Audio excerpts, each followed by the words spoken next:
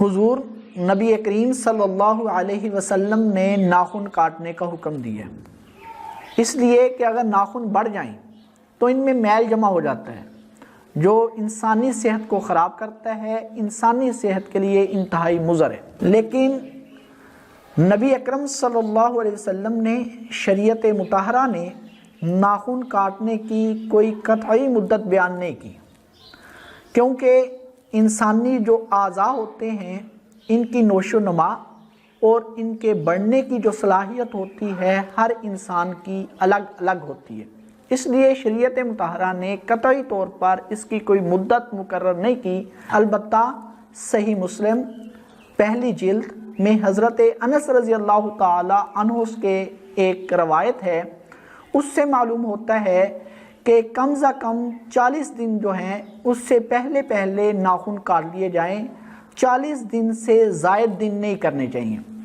लेकिन इमाम शाफी रहमतुल्लाह ने लिखा है कि हर कम से कम हर जुम्मे नाखून काट लेने चाहिए। फुकाहा ने दांत से नाखून काटने से मना फरमाया।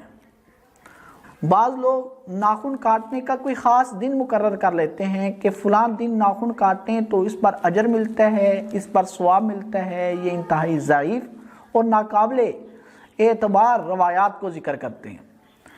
और इमाम गज़ाली रहमतुल्लाह अलैह ने अहयाउल उलूम में लिखा है कि नाखून काटने का सुन्नत तरीका क्या है। तो इससे पहले ये समझ लो कि नाखून काटने से पहले आप हाथ धो लो ताकि नाखून नरम हो जाएं और सहूलत के साथ आसानी के साथ काटे रहें। नाखून काटने के बाद भी हाथ धो लेने चाहिए। और इमाम गज़ाली रहमतुल्लाह अलैह ने अहयाउल उलूम में जो है नाखून काटने का सुन्नत तरीका लिखा है। दायां हाथ इसकी शहादत की उंगली से शुरू करें, जिसको अरबी में सबाबा कहते हैं, यहाँ से शुरू करें नाखून काटना। फिर उसके बाद वुस्ता उसको काटे, फिर उसके बाद बिनसर उसको काटे, फिर खिंसर छोटी उंगली को अरबी में खिंसर कहते हैं, फिर ये नाखून काटे और दाएं हाथ के अंगूठा जो है ये छोड़ देना है।